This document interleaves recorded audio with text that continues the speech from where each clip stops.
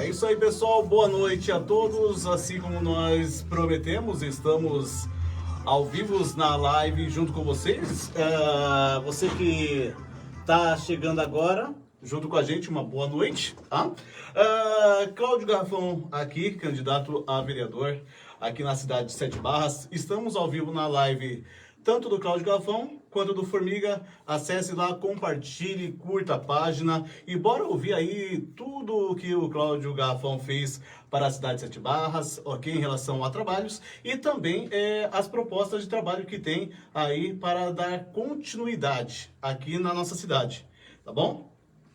Boa noite, Cláudio. Boa noite, Formiga, boa noite, Sete Barras. Isso acho que é inusitado, a primeira vez, cara. Eu já fiz algumas outras coisas, mas não dessa forma, assim, mais profissional, igual hoje, né? E dinâmico assim, também, né? Bacana, eu gosto dessas coisas, acho bacana. Olha só, fazer uma introdução para você que não conhece o Cláudio Garrafão. Olha só, Cláudio Garrafão. Despertei minha militância social e política quando era membro da Pastoral da Juventude da Igreja Católica. Mais do que eu falar, ele vai falar por si só tudo isso, desde o comecinho lá, no resumo dessa introdução até hoje, né, Cláudio? Bora lá. É isso aí. Vamos lá. A PJ eu sempre falo que a Pastoral da Juventude, né? A PJ foi a minha primeira faculdade, né? Ali eu acho que eu aprendi a ser gente, né? Muitos de nós aprendemos, né? Aprendemos a ser gente ali. Era uma juventude, uma adolescência muito boa, mas que a gente não tinha um direcionamento de vida, né? E aí quando a gente entra na Pastoral da Juventude, fazendo parte dos grupos de jovens, conhecendo outras pessoas, se aproximando cada vez mais, né, de Jesus Cristo, através das ações que a gente fazia, que a gente faz até hoje na nossa vida, né? Ações evangelizadoras e tudo mais, as missões jovens, né, as visitas que a gente fazia, as ações sociais que a gente fazia, a gente promovia. Então acho que a gente vira a gente, né? Ali foi uma transição, assim, né? De um mero adolescente, de um mero jovem para uma militância social, né? Me lembro muito bem da primeira experiência, assim, que eu acho que foi quando mudou a chave mesmo, sabe? Uma das experiências, acho que a primeira, foi uma viagem para Casa de Pedra em Pariqueraçu. E aí a gente passou o dia lá tomando banho de cachoeira, se divertindo, comendo um churrasco. E lá pro final do dia, 4h30 da tarde, a coordenadora nos chama para fazer uma oração. Eu falei, rapaz, a gente passou o dia se divertindo aqui, galera jogando bola, né, na cachoeira, comendo churrasco, e agora nós vamos fazer uma oração. Achei muito interessante aquilo, né? E aquela oração foi um despertar. Eu falei, poxa, eu quero saber um pouco mais do que é isso chamado Pastoral da Juventude.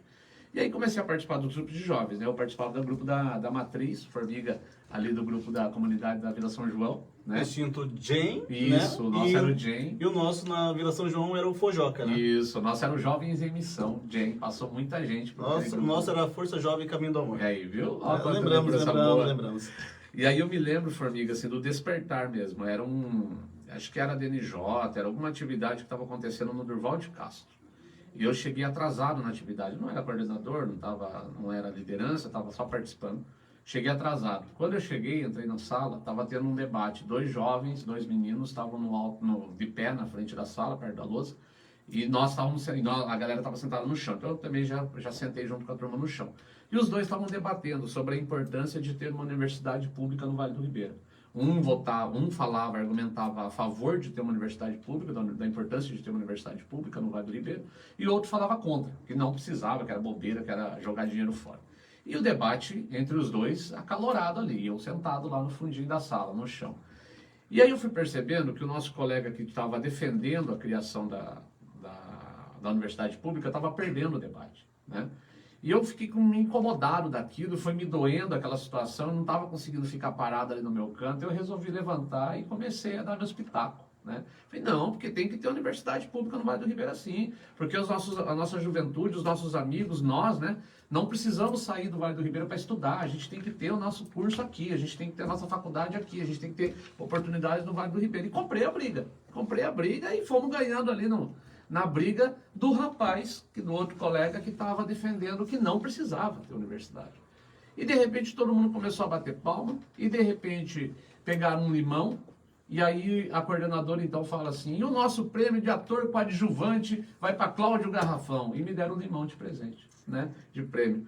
Ali foi meu despertar. Eu não sabia, eu tinha entrado num teatro e não tinha a menor ideia que eu estava no meio de um teatro. Eu entrei no teatro, entrei na cena sem ninguém ter me falado nada, entrei na discussão para defender a Universidade Pública no Vale do Ribeira e foi isso, né?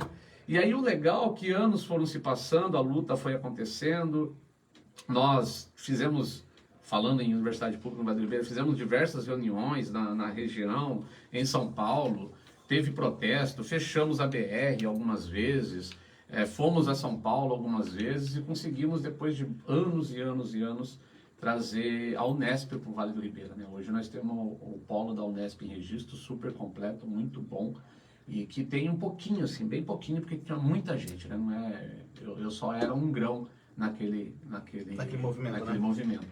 Mas foi fruto disso, lá da pastoral. E aí nunca mais parei. Aí fui sempre estando envolvido em movimentos sociais, né? Principalmente aqui com as pautas do Vale do Ribeira, agricultura, questão indígena, questão quilombola, questão caiçara. E foi isso, iniciou pela Pastoral da Juventude. E tudo lá atrás, ó, você repararam que, assim, numa brincadeira não, né? No intuito de defender um ideal, né? Nem sabia que era um projeto ali de um teatro, tudo, tomou as dores e de repente, opa, pera lá, né? Ganhou, né? É como ator coadjuvante, nem sabia da cena. Não sabia que era teatro. Lutou por um ideal e, no entanto, de repente, passou-se o tempo com todo esse movimento, né? Que o teatro repercutiu e muito, né? Eis que não tinha essa universidade aqui no Vale do Ribeira, não tinha nada, né? Isso. E, de repente, hoje tem a Unesp, Isso. né? Aí fala, mas foi o Cláudio que trouxe? Não. Mas começou tudo lá atrás com um movimento. Participei desse movimento. Movimento esse que o Cláudio participou e hoje em dia, graças a Deus, é grande. Isso. E é de referência. Hoje a gente tem a Unesp, né? E assim, a Unesp, inclusive a gente fala exatamente da forma que você falou, a Unesp do Vale do Ribeira.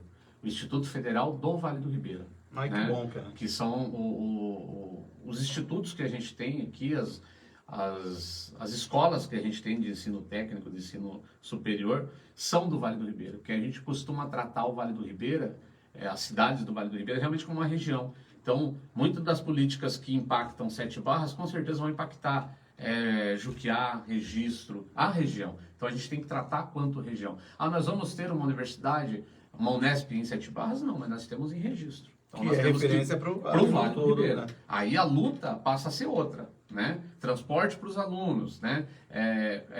Poder ter cursos vestibulinhos, né? Para que possam, pré-vestibular, para que possam os alunos tentar ingressar lá. E a luta passa a ser outra. E aí o que acontece? Falando em Vale do Ribeira, continuando, até tem um trecho aqui, ó. Quando concluí essa fase da minha vida, né? Aí o Cláudio falando aqui, foi contribuir no Instituto para o Desenvolvimento Sustentável e Cidadania do Vale do Ribeira, o famoso IDESC. Fala um pouquinho para nós, Cláudio. O IDESC é uma ONG, né? Aqui no Vale do Ribeira. Eu sou afastado do IDESC quanto coordenação, quanto membro de diretoria. Eu sou um associado do IDESC hoje. Né? Me reúno lá de vez em quando, nas confraternizações, participo de algumas discussões, mas eu não faço mais parte da diretoria, mas eu já fui presidente do IDESC. Eu entrei do IDESC para colaborar ali, fazendo um cafezinho, arrumando a biblioteca, atendendo o público que chegava na ONG, e fizemos muito trabalho. Um deles, por exemplo, que eu ajudei a escrever, uma das coisas para escrever um livrinho, um livreto, foi trabalhar 1 ano com as comunidades guaranis do Vale do Ribeira Litoral Sul, ensinando, colaborando com os guaranis para fazer o plantio das palmeiras jussaras. Então foi daí, inclusive, que começou também um vínculo mais forte com as comunidades indígenas.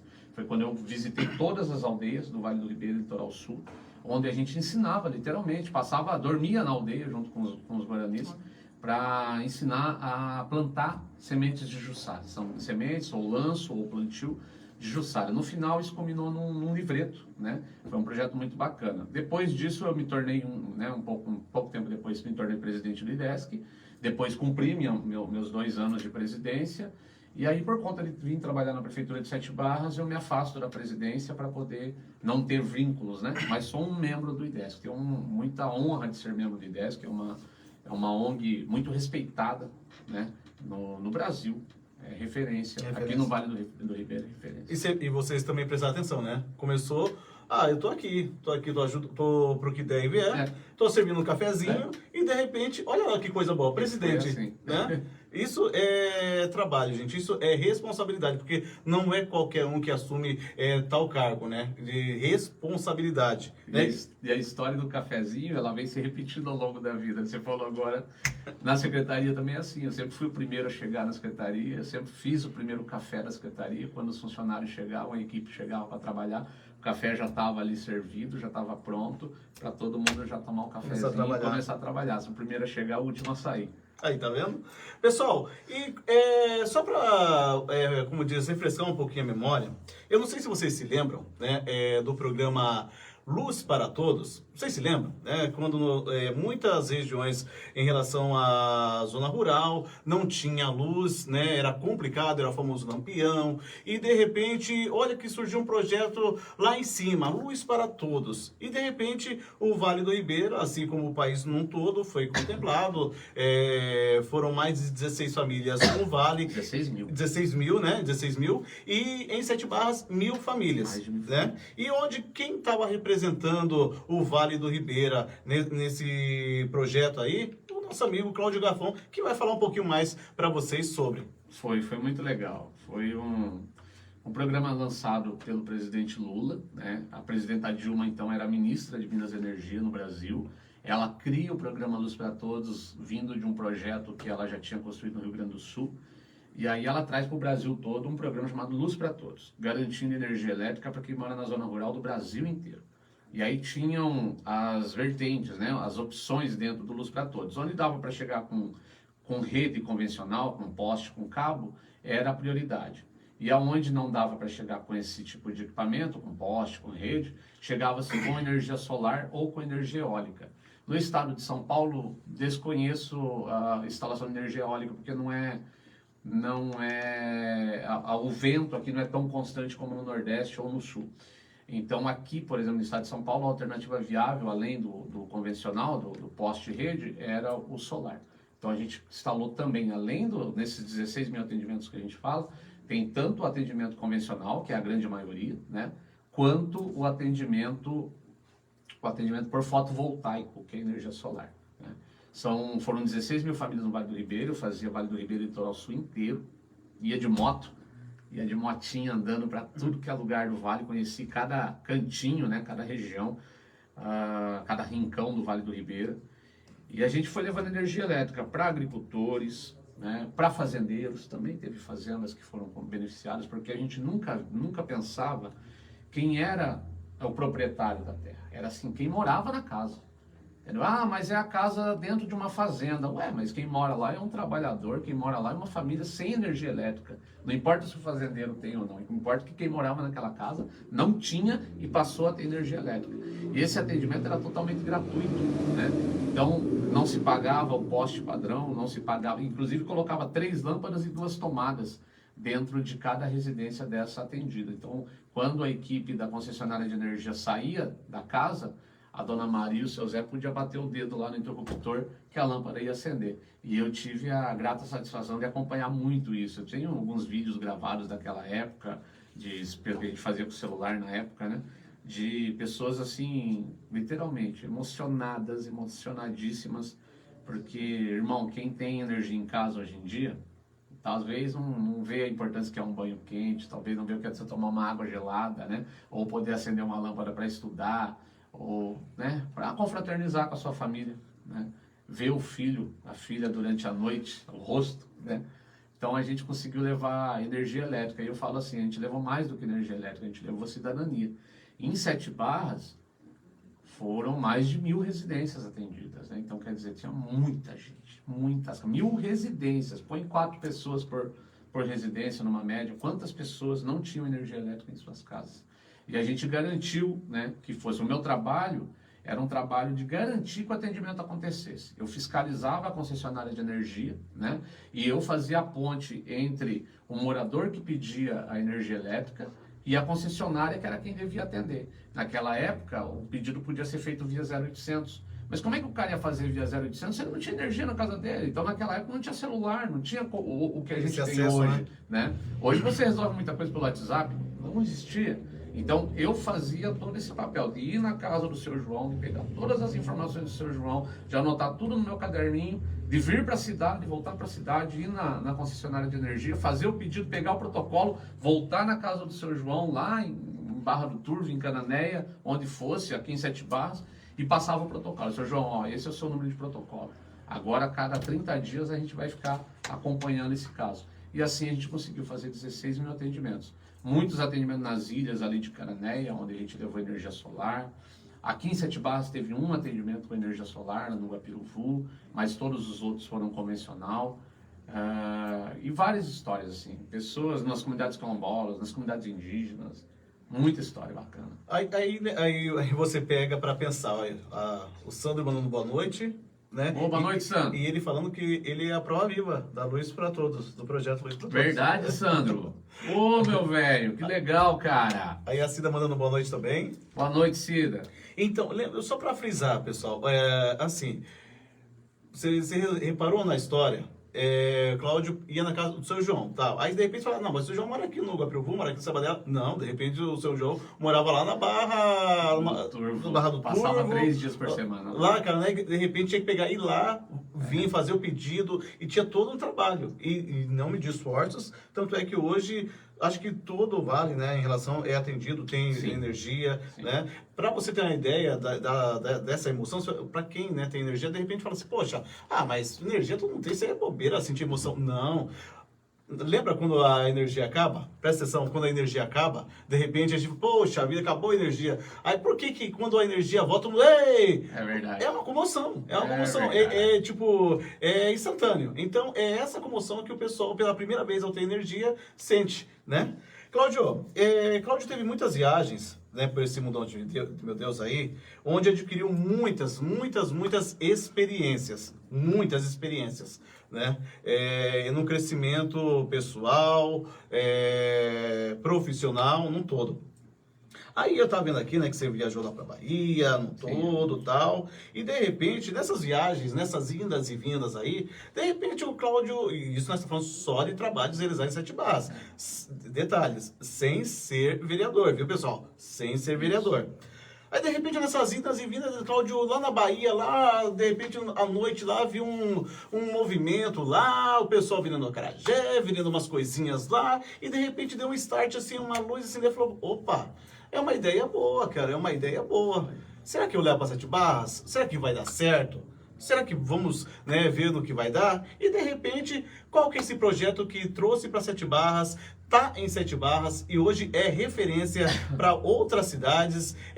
Não vamos nem usar o termo que eles copiaram, né? Nós tornamos referências e eles estão criando muito bem, Deus, né? Graças a Deus que se repita em todos os municípios, que continue esse movimento. E qual que é esse trabalho, Cláudio? Então, Formiga, vamos lá. Eu trabalhava no Luz para Todos, fiquei 8 anos no programa Luz para Todos, atendi mais de 16 mil famílias no Vale do Ribeira, mais de 1.000 famílias em Sete Barras, ok. Aí tô lá em 2015, início de 2015, me surge um processo seletivo no Ministério do Desenvolvimento Agrário, era a presidenta Dilma, e eu fiz esse processo seletivo, mas confesso para você que eu fiz sem muita esperança, falei, vou fazer, vou ver o que vai dar. Tô aqui, Vou fazer. E fiz o processo seletivo, enfim, fiquei em segundo no Brasil todo. E aí eu fui chamado para trabalhar na segunda Conferência Nacional de Assistência Técnica e Extensão Rural, CNATER, o nome é um pouquinho complicado, né? Segunda Conferência Nacional de Assistência Técnica e Extensão Rural. Eu tinha que ir para Brasília, né? No começo eu fiquei bem amedrontado, poxa, eu vou ter que ficar longe da família, 1 ano, né, de trabalho fora de casa, né? Como é que vai ser isso? Mas seria a experiência, né? A experiência, né? E fui com a cara e com a coragem para Brasília. E lá em Brasília fui aprendendo muita coisa, né? Aprendendo o caminho das pedras, como acessar muitas informações, como chegar em muitos locais, principalmente nos ministérios, né? Eu trabalhava dentro do Ministério do Desenvolvimento Agrário, dentro do Ministério, né? No mesmo prédio onde estava o ministro, a gente se encontrava direto, inclusive tenho foto, na época era o ministro Patrus Ananias, que era um ministro, ele é um cidadão ali de Minas Gerais, ministro Patrus Ananias, com quem eu trabalhei lá em Brasília, diretamente, né?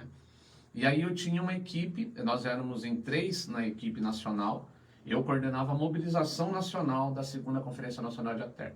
Então tinha uma pessoa responsável por metodologia, uma pessoa responsável por toda a parte de documentação e eu era responsável pela mobilização. Então você imagina eu com um celularzinho de lá, né, institucional, com chip institucional lá de Brasília, tendo que mobilizar o Brasil inteiro numa conferência nacional que iria acontecer 1 ano depois que eu comecei a trabalhar lá. Então tive 1 ano para mobilizar tudo. Mobilizamos ao longo desse 1 ano, de 12 meses, mais de 60 mil pessoas no Brasil inteiro, né? Nessa mobilização eu podia contar com 7 agentes que ficavam sobre minha responsabilidade. Então eu coordenava uma equipe com 7 pessoas. Essas 7 pessoas estavam espalhadas pelo Brasil. Tinha 2 no Nordeste, 2 no Norte, 1 no Centro-Oeste, 1 no Sul, no Sudeste, uma coisa assim, né? Tinha uma equipe.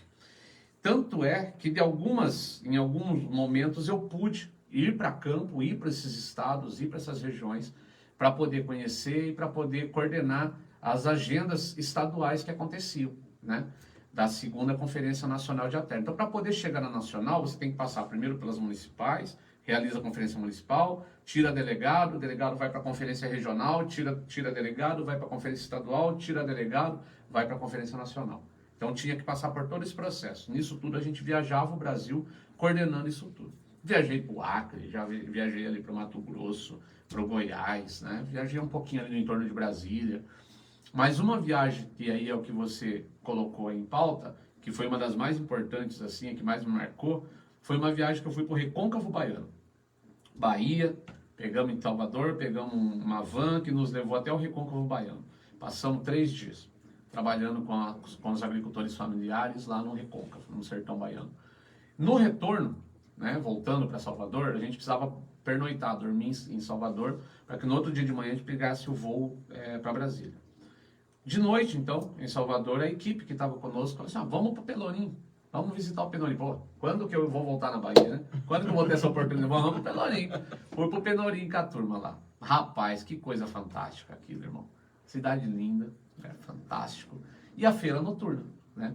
Então, aquele monte de bancas de feira, assim, coloridas, as baianas ali, né, com as roupas típicas, vendendo acarajé, vendendo alimentos típicos, muito artesanato, muito artesanato, a galera sentada na mesinha, tomando cerveja no cantinho. Eu tenho foto desses momentos todos, assim, e eu tenho vídeo para mostrar a hora que o Olodum desceu a ladeira, como se chama o nome ali, desceu a ladeira ali do Pelourinho, tocando, e a feira rolando.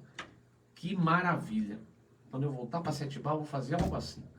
E eu voltando para Sete Barras em 2016, né? Já conversando com o então pré-candidato Dean Martins, Dean me ligava, a gente sempre conversava por lá, falei, não, Dean, o contrato está terminando, eu volto para Sete Barras, né?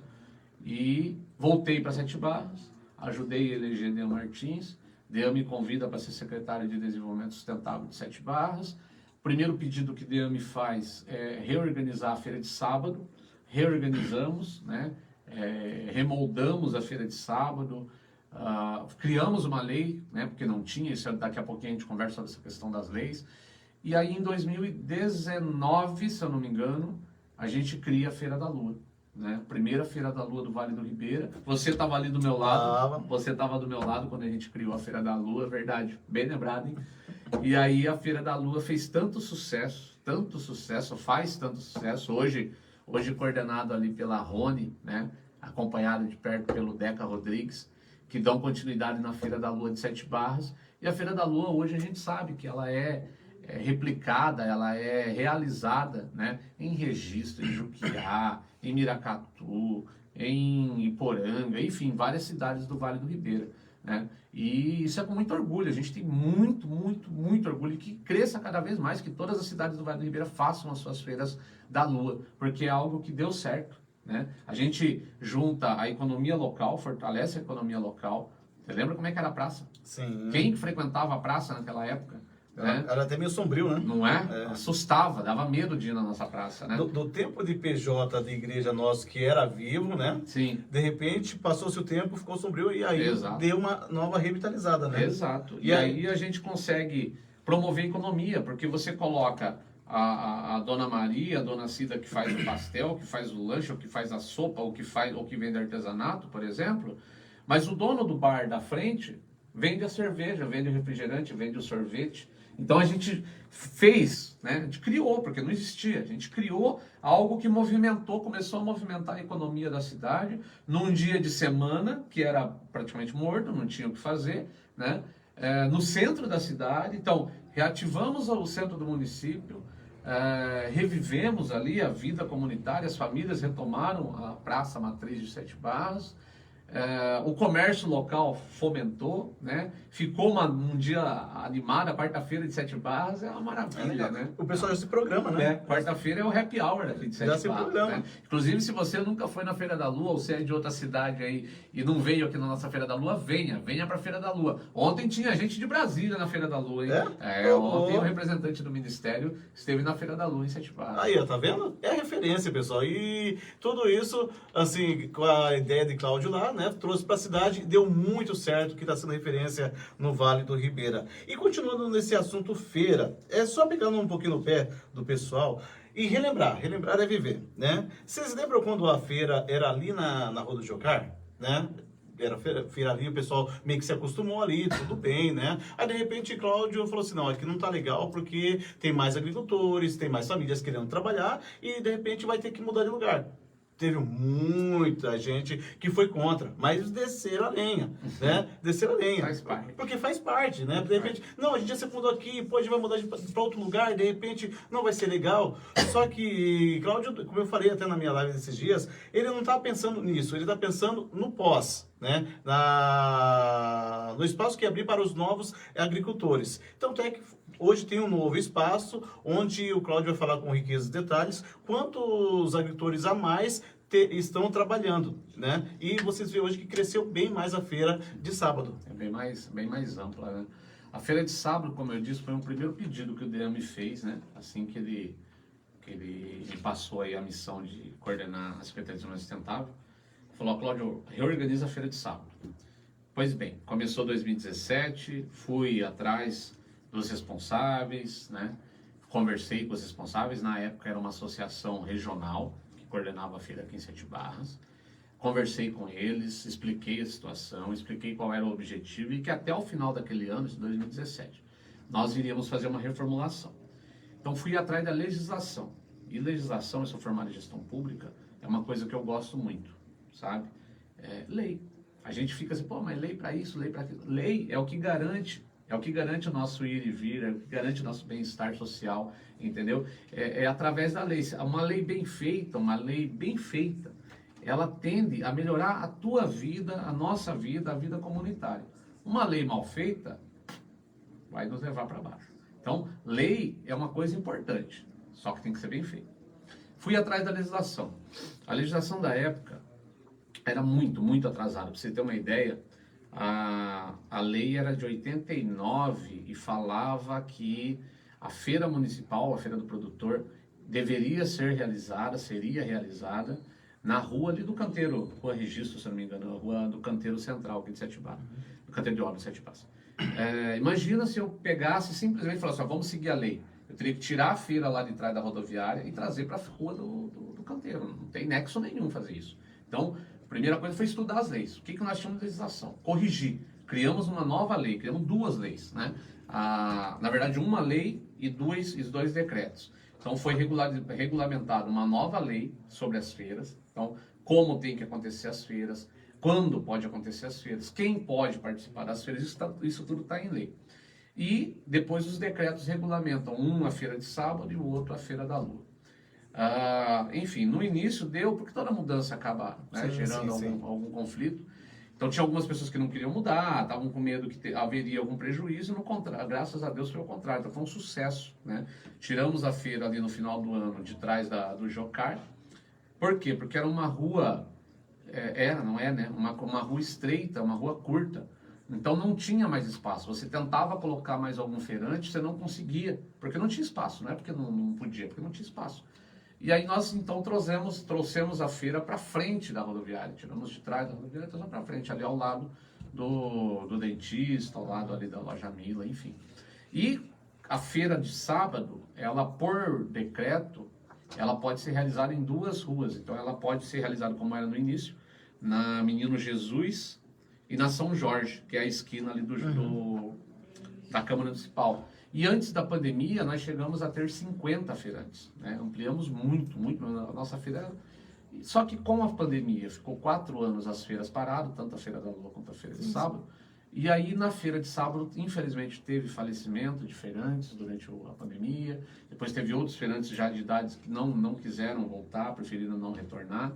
E aí a feira deu uma enxugada, né? Mas eu sempre falo assim, que a nossa feira, a Feira de Sábado, é a feira mais charmosa do Vale do Ribeira, né?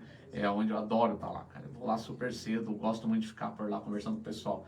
Por que charmosa? Porque ela é pequenininha, né? Ela é pequenininha, mas ela é aconchegante. Então você vai falar com o feirante tá com um sorriso no rosto, o feirante tá ali com uma garrafinha de café te oferecendo café, né? A comida nossa oferecida ali é excelente, maravilhosa, cara. O clima, né? Você vai na feira para você bater papo com as pessoas, às vezes você nem compra nada, você vai lá para bater papo com as pessoas, né? Isso é muito bacana, cara. E a gente conseguiu criar a Feira de Sábado. Tem mais coisas na cabeça? Tem. Muito mais, né? Eu queria, inclusive, ter iniciado no início desse ano, né? Mais alguma coisa, assim, não posso dar muito detalhe. Mas, enfim, mas o tempo não permitiu. Então, a ideia é para os próximos tempos, aí, os próximos anos, a gente consiga fazer outras atividades parecidas com essa. Aí eu vou dando mais detalhes para você. E ó, sempre frisando, em todos esses trabalhos sem ser vereador. É porque a gente pensa assim, de repente o funcionário está ali, de repente público, né? Fala assim, não, eu estou aqui, eu vou exercer o meu papel, exercer o meu trabalho, eu não preciso fazer mais nada. Estou ganhando o meu, tudo bem, tudo ok. Só que Cláudio foi além. Ele está trabalhando ali na Secretaria de Desenvolvimento Sustentável, né? Onde vamos já dar uma frisada sobre isso, mas de repente ele podia simplesmente ficar ali, de repente faz o trabalho, vai para casa, bate ponto, tudo bem. Só que não, ele foi atrás de muitos projetos e ideais para a cidade de Sete Barras, que vem num crescimento constante. E vocês percebem, claro. E falando em secretaria, Cláudio, né? Como vocês pegaram a secretaria no começo? Né? No começo, porque é bom frisar isso, porque de repente você fala assim, mas ter tudo em mão é fácil trabalhar. Só que vamos lá, não o tinha que nada, tinha? Não tinha. Não tinha. Era 2017, como funcionário concursado, a secretaria conta com 2 técnicos, né? Um agrônomo e um técnico em meio ambiente. 2 super funcionários, sabe, esforçados, não tenho uma vírgula para falar. Bons. Sabe? Equipe. Só que eram 2 pessoas. 2 pessoas para tratar de um município rural como o nosso, com uma extensão de 1.062 km² de terra, com mais de 35 bairros rurais, que a produção rural é o que movimenta a nossa economia. É a banana, a pupunha, né? O leite de búfalo, principalmente, com a levitária que nós temos aqui no município. Enfim, é a agricultura. A agricultura que move Sete Barras. Se a agricultura quebra a cidade como um todo, falha a cidade. Então é a agricultura que move o município. E você ter uma Casa da Agricultura, né? Uma Secretaria de Desenvolvimento Sustentável é o nome correto, né? Casa da Agricultura é um prédio, é um órgão do Estado. Ali é um prédio utilizado em comum acordo. É um prédio da Prefeitura, o prédio é da Prefeitura Municipal, né? Porém, nós abrigamos no nosso prédio uma sala do Governo do Estado, que é a Casa da Agricultura. A Cátia, que é o companheiro Sidão, que está lá com a gente, também um baita profissional. Enfim, nós tínhamos 2 funcionários pela Prefeitura, né? E aí eu chego pro Dean e falo, Dean do céu, como é que a gente vai tocar o município, como é que a gente vai trabalhar tudo isso sem ter equipe, né? Não tinha computador, cara. Meu Deus. Abria lá, tem um prédio de 83, se eu não me engano, é um prédio bonito, sabe? E tem um armário, há vários armários, cada sala tem um armário de madeira muito bonito. Bonito mesmo o armário.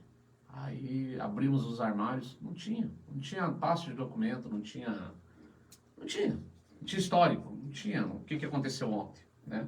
Não tinha arquivos, né? Não, e eu lembro de ter chamado o ex-secretário, o secretário que tinha acabado de sair então, né, da gestão anterior, ele foi muito solícito, foi lá falar comigo, sentou lá na sala e eu falei, olha, meu amigo, eu queria saber assim, o que você iniciou aqui, que não deu tempo de dar continuidade, porque, né, trocou o governo, que você acha que nós, o governo atual, o governo Dean Martins, precisamos dar continuidade. E aí ele foi muito sincero e acho que aquilo ali foi bom. Ele bateu na mesa e falou assim, olha, Garrafão, põe a sua cara aí, meu. Põe a minha cara. Botei minha cara na SDS. Era o primeiro a chegar, era o último a sair, não tinha horário. Fomos construindo equipe, fomos regulamentando, fomos mexendo em leis, como eu te disse. É muito importante, você tem que ter leis boas para você se respaldar, senão a coisa não acontece. Não anda, né? E a gente foi estruturando. Chegou um caminhão, nós tiramos um outro caminhão que ficou um caminhão baú ficou 3 anos numa oficina. Essa é uma outra história também. Ficou 3 anos numa oficina, não tinha conserto. Fui conversar com o dono da oficina e falei, olha, o que está acontecendo? Por que não tem? Eu vou tirar o caminhão daqui. Né? Porque entre ficar na oficina e ficar no pátio da prefeitura, eu preferia que ficasse no pátio da prefeitura, mesmo que fosse para ficar parado. E aí ele falou, me dá 2 semanas. Aí tudo bem. Em 2 semanas o rapaz arrumou o caminhão que estava 3 anos com ele. Hoje o caminhão está lá, atende os agricultores, atende a demanda da prefeitura. E aí foi, né? Veículo, caminhão, veículo para defesa civil, estrutura uma defesa civil, funcionários, equipe. Resolvemos vários TACs, TAC da zoonose, TAC do transbordo. Enfim, demos uma vida, né? Aquela fala dele lá atrás, põe a sua cara, valeu, obrigado, viu? Eu pus a minha cara e fiz acontecer ali na secretaria junto com a equipe, não fiz nada sozinho, não faço nada sozinho. É tudo uma equipe, é uma família. A família SDS é uma família que eu tenho muita honra de fazer parte, ter feito parte, né? Hoje estou fora, mas ter feito parte daquela equipe. Uma equipe porreta. Obrigado, hein, galera? Olha, tá vendo? E de repente, se simplesmente cruzasse os braços, não daria nada, daria continuidade a esse trabalho que hoje é de respeito, né, aqui na cidade, né, tá aí os agricultores para falar, né, sobre toda a equipe, né, onde o Cláudio Garrafão também está lá, estava lá fazendo parte. Cláudio, assim como eu estou frisando mais uma vez, e vou frisar toda a vida aqui, né, isso sem ser vereador. Ah, mas não é vereador. Fala um pouquinho, Cláudio, dessas emendas parlamentares aqui na cidade de Sete Barras, que foram mais de 6 milhões de reais para a cidade de Sete Barras em emendas parlamentares, onde teve caminhões, tratores, enfim, ele vai falar tudinho aí com riqueza e detalhes para vocês, tá? Sim, então, Formiga, eu sou membro do Conselho de Mandato do deputado federal Vicentinho, membro do Conselho de Mandato do deputado estadual Simão Pedro. Além do Simão Pedro, do Vicentinho, que são amigos pessoais, estiveram conosco aqui na cidade agora por esses dias, sempre estão por aqui, tem outros deputados amigos nossos, amigos da cidade, que também investiram em emendas. Então tem o Nilton Tato, tem o Paulo Fiorilo, tem... Vixe Maria. Olha, eu vou acabar cometendo um erro aqui, acabar deixando os deputados de fora. Mas enfim, nós conseguimos mais de 6 milhões de reais ao longo dos anos. Não foi em um ano, foi ao longo dos anos, né? Então, ambulância, veículos para saúde, custeio para saúde, né, para pagar alguns custos ali da questão do sistema de saúde municipal, asfalto, o destaco, por exemplo, aquele asfalto em torno da igreja da Vila São João, todo o entorno da Vila São João, daquele cume ali do Vila São João, né, do lado da garagem do maquinário da prefeitura, onde fica a Sabesp ali em cima, onde fica a igreja católica, a escola, aquilo ali tudo foi recurso, né, de emendas federais, de emenda parlamentar do PT, né? Não faço isso sozinho. Ninguém faz nada sozinho. A gente tem uma equipe. O nosso partido é um partido que foi reestruturado, ele passou por um momento muito difícil alguns anos atrás, mas a gente conseguiu reestruturar, reorganizar, entendeu? O Partido dos Trabalhadores de Sete Barras. E é esse grupo, são os nossos, sou eu, são os meus companheiros juntos, não é o Cláudio Garrafão sozinho, que consegue trazer esses investimentos para Sete Barras. E a gente tem esses parceiros, esses deputados, como eu disse, né, o Paulo Fiorilo, o Nilton Tato, Vicentinho, Simão Pedro, tem a Marciali, que está ajudando a gente, tem outros deputados, Carlos Neder, que Deus o tenha, faleceu há alguns anos atrás, mandou vários recursos aqui para a gente. Então a gente tem recursos vindo de diversos deputados. Desde 100 mil reais, que é a menor emenda, acho que já veio, assim, coisa de 100 mil reais, 200, 300, 400, que viabilizou asfalto, construção, por exemplo, da UADAF, lá a sede da cooperativa, lá no Jardim Magário, é um recurso nosso, que foi o Vicentinho que enviou, asfalto, caminhões, máquinas, tratores, veículos leves, que veio agora um carro novo para o social, aí um pouquinho antes do começar o período eleitoral a gente conseguiu entregar um Linha, se eu não me engano, da Fiat, um carro super bacana para essas viagens que a gente tem que fazer, né, que a equipe tem que fazer, né, eu não faço mais, para essas reuniões em São Paulo, e lâmpadas de LED, veio 2 recursos, um do Vicentinho e um do Simão Pedro, para poder instalar lâmpadas de LED pela cidade, por isso que o prefeito Dean consegue fazer essas instalações de LED, deixar a cidade mais iluminada, com recursos que além desses, né, no caso da prefeitura, além dos recursos do PT, mas nós trouxemos mais de 5 milhões de reais. A maior emenda que Sete Barras já recebeu, R$1.608.000 enviadas pelo deputado Vicentinho no início do ano. Esse processo já está bem avançado dentro da prefeitura, pelo período eleitoral não pôde dar início, mas já está bem avançado. A maior emenda que Sete Barras já recebeu numa única tacada, R$1.608.000 para fazer a pavimentação asfáltica, fazer o asfalto ali, na continuidade do asfalto que liga a Barra do Ribeirão ao Saibadela. Vai ser feito ali 1,3 km de asfalto, além de melhorar a trafegabilidade, chega de buraco, né? Vai estar com asfalto, além de melhorar a segurança de quem está trafegando por ali, poeira, e ainda valoriza o imóvel rural. Muito. A dona Maria e o seu Zé, que tem a casa em frente aonde vai ser feito o asfalto, vai ter a sua casa valorizada, vai ter a sua propriedade valorizada. Isso é compromisso nosso. Ali na Barra do Ribeirão também, nós temos uma rua que ainda não é asfaltada, ela é com bloquete. É aquela ruazinha pequenininha, eu não vou me recordar o nome, mas é uma rua curtinha, que fica ali ao entorno da Igreja Católica, no centro da vila.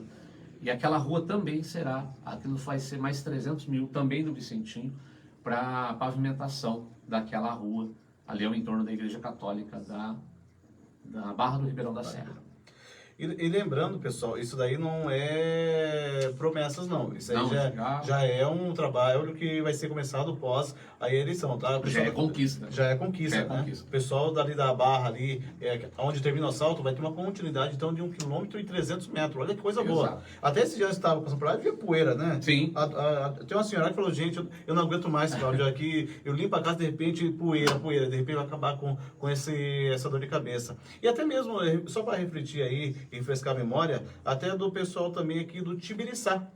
Lembra aquela rua que era escura? Quantos e quantos anos aquela rua ficou no breu total e de repente hoje tem esse acesso até chegar ao bairro com luz, né? Dá uma certa segurança. Sim. Né? Mas é dever, é trabalho do pessoal que tem que fazer. Mas e quantos anos não ficou à deriva? Então, eu gosto quando falam isso por mim. Mas você não está fazendo nada mais do que o seu dever. É verdade. E eu estou fazendo. É verdade. Ninguém faz mais do que o dever. É nosso dever. É dever sim, cobra. Puxa a orelha aqui, que nós estamos aqui para isso. É nosso dever fazer. Gestor público ganha para poder fazer o melhor pelo município. Então você deve nos cobrar. É dever sim, e a gente faz questão de fazer. Tá aí. Você falou do Tibiriçá, eu quero lembrar do Rio Preto. No Rio Preto, a gente instalou LEDs, recurso também do Vicentinho, né? Também do Vicentinho. Comunidade hoje 100% iluminada, a vila, né? Todas com LED, muito bacana. Mudou a cara, né? Muda a segurança, porque fica mais claro, né? Muda a qualidade de vida, porque fica mais claro, fica melhor para as pessoas conviverem ali na calçada, bater aquele papo durante a noite, né? Nas nossas comunidades. Isso tudo é compromisso. Isso tudo é compromisso nosso, não só meu, mas dos meus companheiros de partido, dos meus companheiros que são candidatos a vereadores hoje junto comigo, que fazem acontecer, trazer esse recurso para Sete Barras. Inclusive, deixo aqui meu agradecimento e meu abraço a todos os meus companheiros de partido, que juntos, sem eles, a gente não consegue. É todo mundo junto, aqui é a união. Tá aí, e olha, que trabalho bom, hein? Belíssimo, como falou, é segurança, é conforto, querendo ou não, né? Para a população. E cobre mesmo.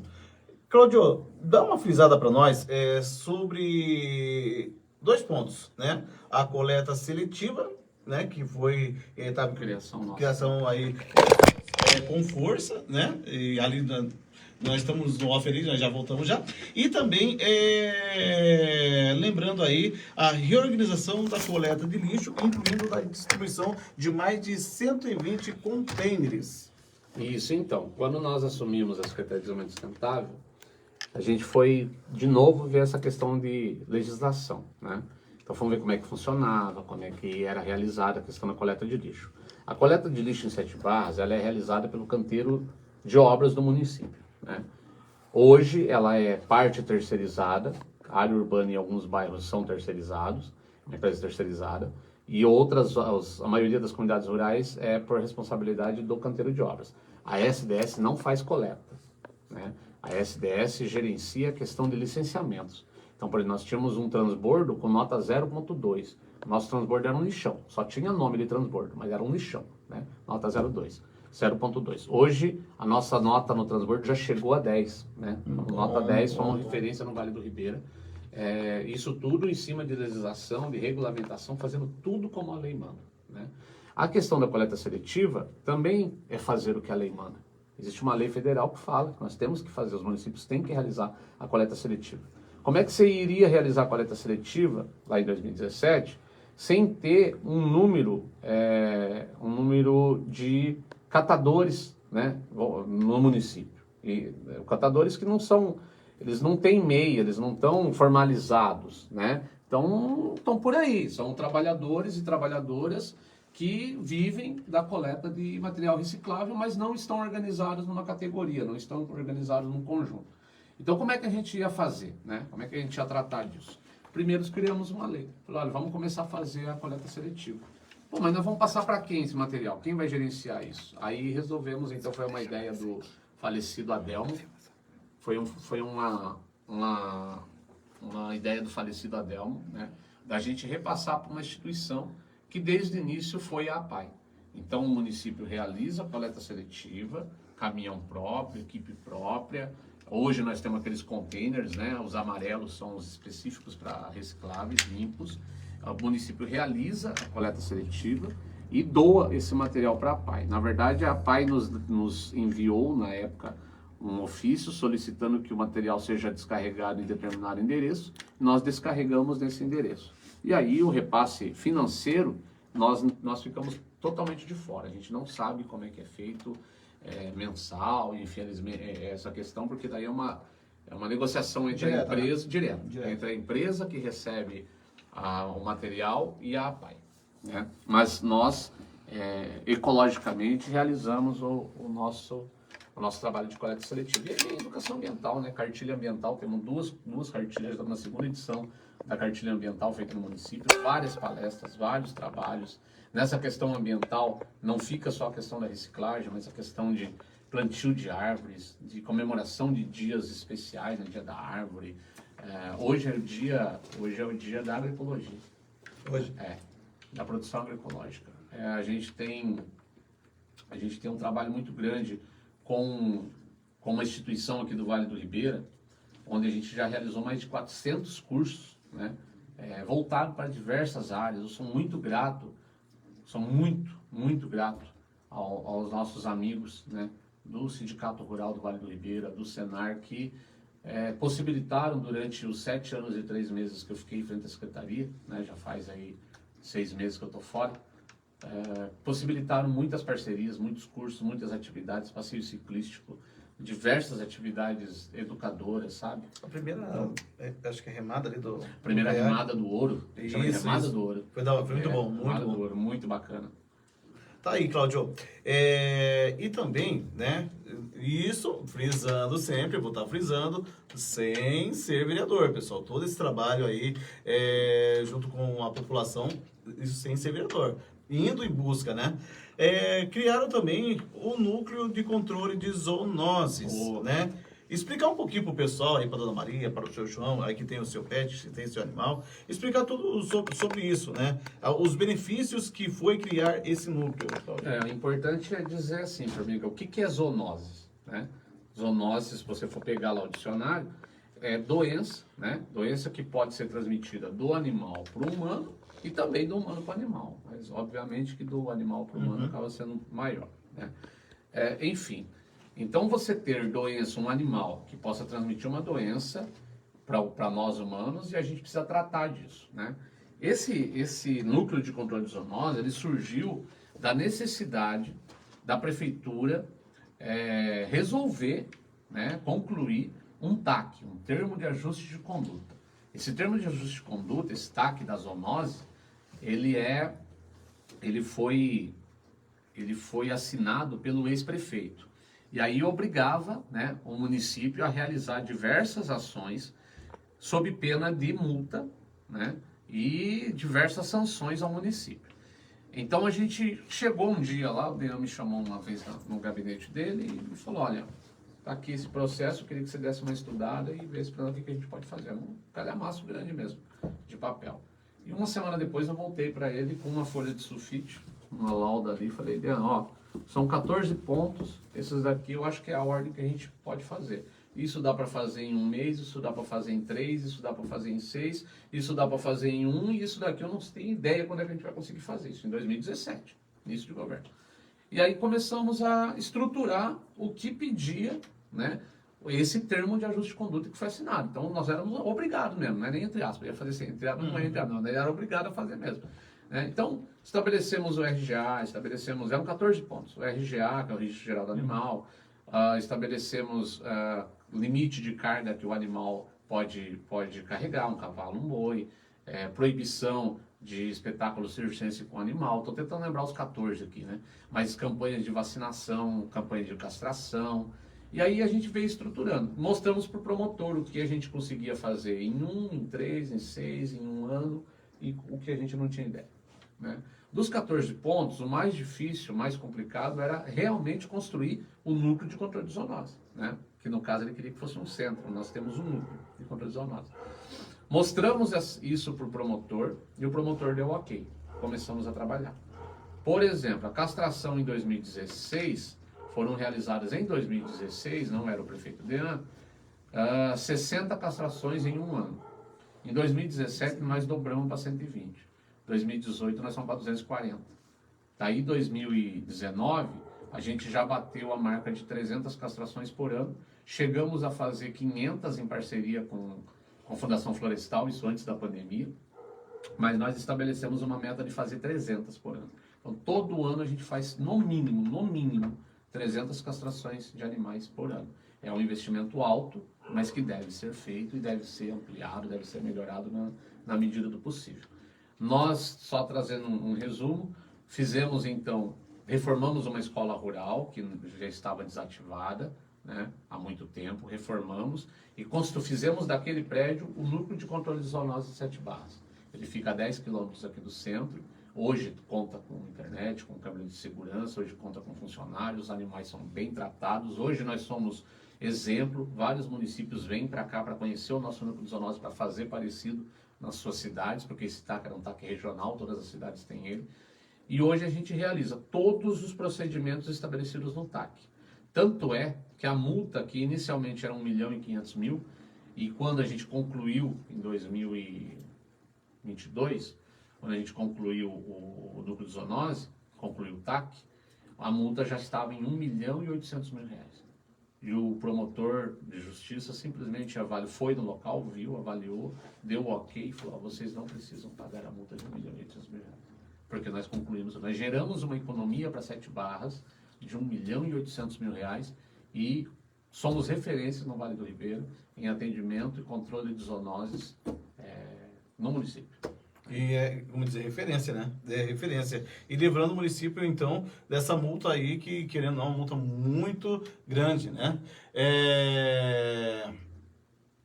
Cadê aqui? Ah, tá, o pessoal tá mandando um abraço aí, a Ivanete, o David, até a gente tá falando assim, ó, fiz uma pergunta lá no Facebook, Cláudio, sobre os povos idosos, quero ver a ideia dele. Daqui a pouquinho, nas propostas, né, tem sobre também, viu, David? É que aqui eu nem vou subir a barrinha aqui, né, mas daqui a pouquinho a gente já dá continuidade nessa pergunta sua assim, viu, negócio? Ó, continuando nesses trabalhos que o Cláudio realizou aqui, ele vai falar também um pouquinho sobre a defesa civil, né, Cláudio? Então, quando nós assumimos a prefeitura, o vice-prefeito Jorge Kioharo, hoje nosso candidato a prefeito, ele assumiu a presidência da Defesa Civil, né? Nós dois fomos afastados dessa função por conta da eleição, mas ele foi presidente da Defesa Civil e eu secretário da Defesa Civil. Então acompanhava o trabalho, né, que o Kioharo fazia à frente à Defesa Civil. A Defesa Civil de Sete Barras, né, não tinha equipamento, não tinha estrutura, não tinha, né? Então nós aos poucos, ano a ano, fomos estruturando. Hoje a Defesa Civil de Sete Barras conta com uma viatura própria, conta com barcos, conta com carretinha para carregar barco, conta com uma carretinha muito bacana, duas aliás, que é o de combate a incêndio. Hoje nós temos uma parceria com os bombeiros, né, do Vale do Ribeiro, os bombeiros ficam em registro. E, por exemplo, quando acontece algum princípio de incêndio e ligam para os bombeiros primeiro, eles ligam para a gente, pedem para a gente, vai lá dar uma avaliada, ver se dá para controlar com o equipamento que a gente tem, que a gente já conseguiu fazer várias vezes, sem ter a necessidade deles virem com um veículo grande, né? Porque isso é custo. E outro lugar pode estar precisando, só tem um, né? Então a gente tem um bate-bola muito bom, assim, criou-se um bate-bola muito bom com os bombeiros. E nós, quando precisamos também da Defesa Civil, precisamos do bombeiro, sempre entramos em contato com eles e eles nos atendem assim de prontidão. Hoje nós temos uma Defesa Civil estruturada, pronta para atuar, né? Criamos os NUDECs, que eu acho também que é uma coisa muito fantástica, assim, né? Por exemplo, na questão das enchentes. Então nós temos pessoas, parceiros da Defesa Civil no Bracatu, no Itaici, no Conchal Branco, no Conchal Preto, no Votupoca, que quando o rio está enchendo, a gente por WhatsApp ali, a gente mobiliza, né? A gente avisa, olha, vai chegar a tanto, a previsão é para isso, a previsão é para aquilo, aonde que tem morador, aonde não tem morador, precisa levar remédio, precisa levar água. Hoje a gente tem assim estruturamos, né, uma rede de comunicação muito boa, porque na questão da Defesa Civil é a prevenção, você tem que estar prevenido, né? Você precisa agir, óbvio, se acontecer algum desastre, mas a prevenção é o primeiro ponto, né? Tem que ter informação, tem que ter informação precisa, vai subir, não vai subir, vai chegar, não vai chegar, quem que você tem que retirar, quem você não precisa retirar, ou pode retirar um pouquinho depois, então quem você tem que retirar primeiro, né? No caso, emergência, né? A emergência, e aí vai, né? Tem questão de vários acontecimentos no município, mas assim, hoje a Defesa Civil está estruturada e está organizada. E também, eu não sei se vocês recebiam, né? Eu recebia, a esposa recebia, e assim, acho que tinha uma lista de televisão muito grande, onde o Cláudio, toda vez, estava falando e passando a informação sobre cursos. Oferecemos mais de 400 cursos de capacitação para a população. Fala um pouquinho sobre esses cursos e se tem algum na memória, Cláudio. Esses cursos são cursos em parceria, né, com parceiros nossos da região. Essa parceria foi realizada entre a Secretaria de Desenvolvimento Sustentável e o Senar, né, o Sindicato Rural do Vale do Ribeira. Essa instituição parceira oferece os cursos e nós oferecemos o apoio. Então, local, estrutura, né, que seja preciso, mobilização. Então tem vários cursos, um que é sucesso, assim, que fecha a turma super, hiper, mega rápido, assim, 2 dias você fecha uma turma, né? É o curso de aplicação segura e correta de agrotóxico. Nossos trabalhadores, na grande maioria são trabalhadores rurais, precisam ter esse curso, a questão de segurança, questão de saúde, né? Para esses trabalhadores e para os empregadores, né? Para os proprietários rurais que contratam as pessoas para poder fazer o uso dos agrotóxicos no Bananal, então no Bananal, nas outras produções. Então, curso de agrotóxico, curso de manutenção e operação de roçadora, operação e manutenção de motosserra. Um abraço, Paulão. Paulão, abraço. Paulão sempre está aqui com a gente, ensinando nossos moradores de Sete Barras a trabalhar com motosserra, com roçadora. Cursos na área alimentícia. Rapaz, curso de piscicultura, produção em geral, sabe? Até de cogumelo shiitake, cara, sabe? Tem de tudo. É uma parceria, eu digo assim, que foi a parceria mais importante que a gente criou na SDS. Foram mais de 400 cursos, cada curso aí entre 15 e 20 alunos, todos os cursos gratuitos, todos os cursos com café da manhã, almoço, café da tarde, todos os cursos com certificado, uma parceria que deu super certo, sabe, super certo, e que pode trazer, já trouxe e pode trazer muito benefício para Sete Barras. E vai trazer, com certeza. Curso de eletricista, conheço gente que depois do curso, né, aí realmente tomou gosto, se profissionalizou, Se especializou né, nisso. se especializou e hoje trabalha, hoje tem MEI, hoje tem empresa, né, em cima de um curso que foi feito. Curso de turismo rural, a gente iniciou antes de ter a secretaria, hoje tem uma Marrone, né, ali na secretaria, o Deca, que trabalhou muito tempo na secretaria estruturando, ajudei, colaborei bastante. Mas antes de ter estrutura de secretaria, a gente conseguia, através desses cursos, mobilizar o turismo. Hoje a gente fechou uma parceria e a gente realiza esses cursos assim e vamos para frente. E quantas pessoas não foram beneficiadas, né, pessoal? E muitas ainda vão ser, viu? Sim. E olha só, Claudio, vamos falar um pouquinho sobre regularização, só que essa ambiental, né? Ou seja, teve um apoio técnico para essa regularização para as propriedades rurais, né? Fala um pouquinho mais aí para nós sobre. Então, lá na SDS, a gente conseguiu, nas Secretarias Sustentáveis, a gente conseguiu contratar, né, um engenheiro florestal. Hoje é o secretário, hoje ele é o secretário da secretaria. E com o apoio dele, com o apoio da agrônoma que a gente tem na cidade, com o apoio dos técnicos, a gente dá esse apoio, a gente sempre deu esse apoio para o agricultor.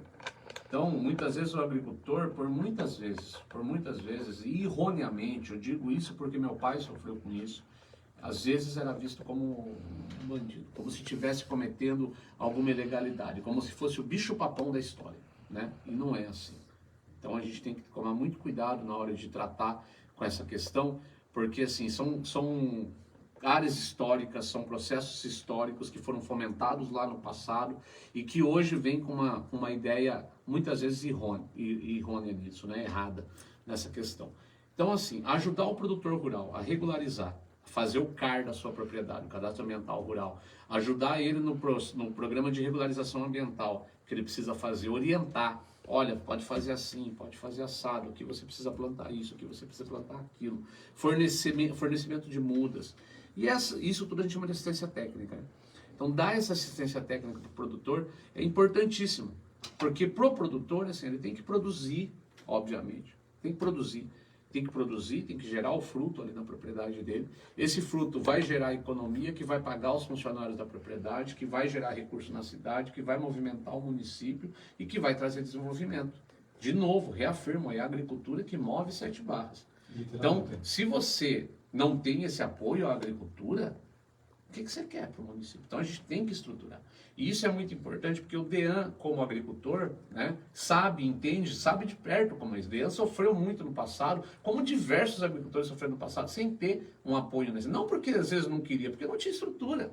Né? Como eu te falei, quando a gente assumiu, tinha 2 funcionários. Né? Então, que estrutura que você poderia dar? Que apoio que você poderia dar? Né? Não é maldade, não estou falando, né, que não queriam, era mas qual suporte, como? Né? Hoje nós temos 2 tratores, hoje nós temos equipamentos, implementos, hoje o agricultor precisa usar uma grade, um escarificador, uma plantadora. Pô, hoje tem equipamento, hoje tem calcaiadeira, equipamento nós temos 2 tratores de 100 cavalos disponíveis ao agricultor, ele paga num trator de 100 cavalos para a propriedade dele, que às vezes é até muito grande, um preço super baixo para ele poder trabalhar por hora na propriedade dele. Está lá, à disposição do agricultor. E nessa própria enchente que teve agora recentemente, né, pequena, né, já foi muito, teve um auxílio grande desses Teve, inclusive né? na ventania, né, na última tempestade que a gente teve, que derrubou bastante a área de banana. Foi que encheu um pouquinho, mais encheu, né?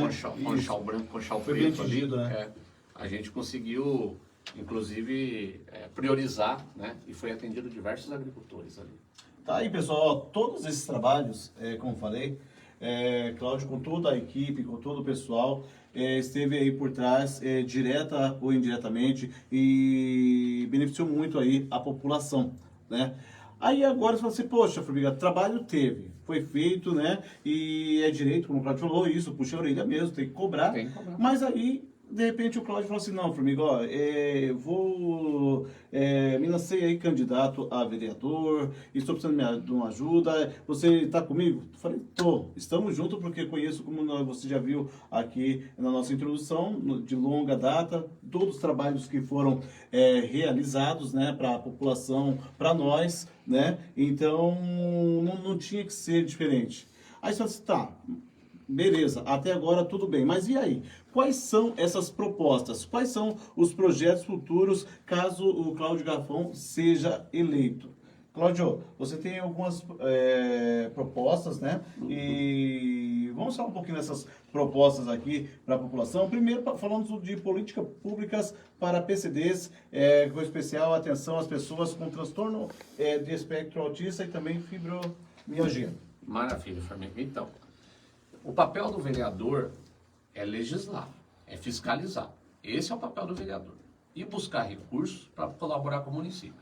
Ah, o vereador que falar que vai construir isso, que vai construir aquilo, não é papel de vereador. O papel de vereador é legislar, né? É acompanhar, buscar recursos para trazer para o município, mas principalmente fiscalizar, né?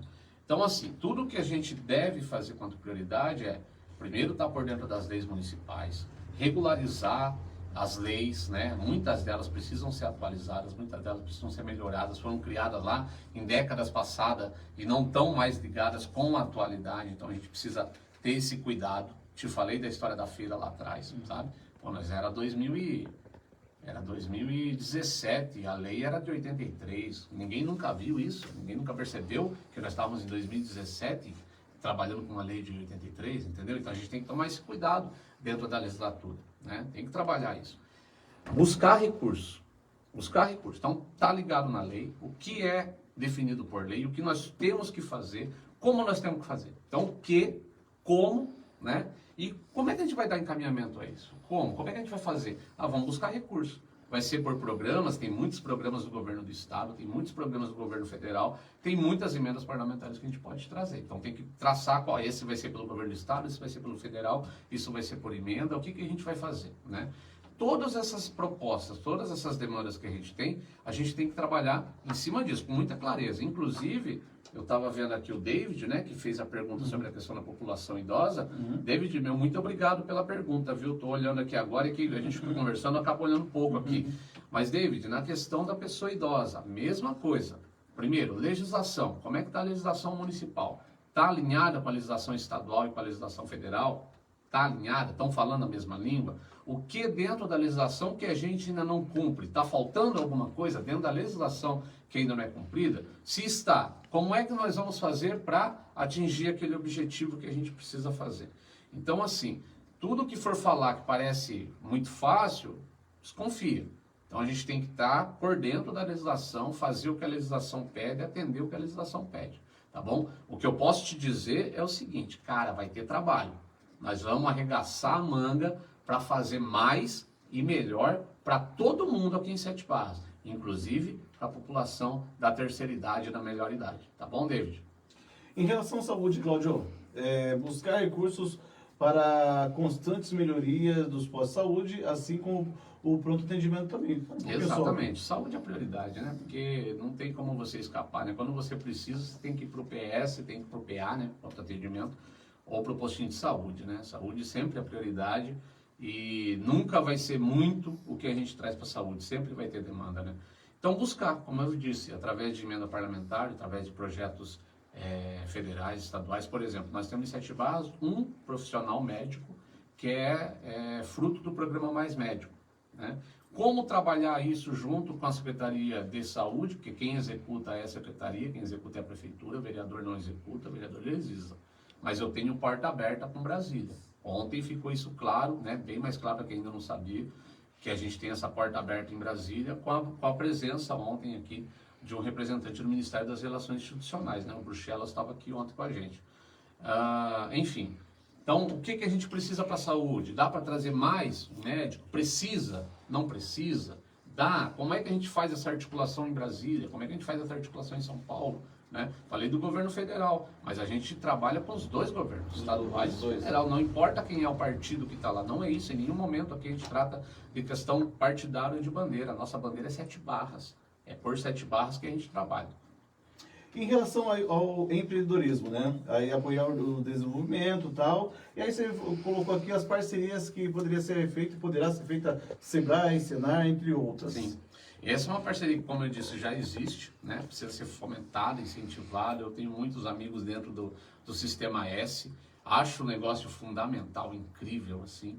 E que a gente precisa trazer mais e mais e mais dessas atividades aqui para 7 barras. Uma outra coisa que a gente precisa pensar é uma nova área para o Distrito Industrial de 7 barras, né? O nosso Distrito Industrial, ele que era o nosso Distrito Industrial, ele já foi, já está designado para a construção de novas habitações, novas residências via CDHU, via Minha Casa Minha Vida, mas enfim, naquela área serão construídas residências. Então, se ali vão ser construídas residências, aonde nós vamos construir indústrias? Então, a gente precisa pensar numa nova área industrial dentro de 7 barras. Aqui na educação, eu vou só sair um pouquinho aqui, né, que está marcando aqui, buscar recursos para a modernização das escolas, em especial a Marechal Cordeiro de Faria e suas vinculadas, né? Que vai ser muito bom também. A Escola da Barra. Né? E vai ser a Barra em si é uma cidade praticamente, já cresceu muito, né? E vai ter uma modernização boa, então. Isso, a ideia é buscar recursos para todos os prédios, né? Mas a gente prioriza, estou falando da priorização da Barra do Ribeirão, justamente por isso, por ser a escola que atende o maior número de alunos da zona rural, né? E uma escola que merece, não todas merecem, mas é uma escola que a gente tem muito carinho por aquela comunidade, por aquele local. E a gente sabe, por exemplo, as crianças que vêm, algumas que estudam no Nazaré ou no Ipiranga, que são os bairros mais distantes de 7 barras aqui do centro, né, que estudam por ali, as maiores vêm aqui para a cidade. Mas enfim, a gente poder atender melhor, né, com melhor qualidade na estrutura, né, da escola, enfim, é isso. Ó, e tem aqui, só continuando nesse caso da educação aqui, né?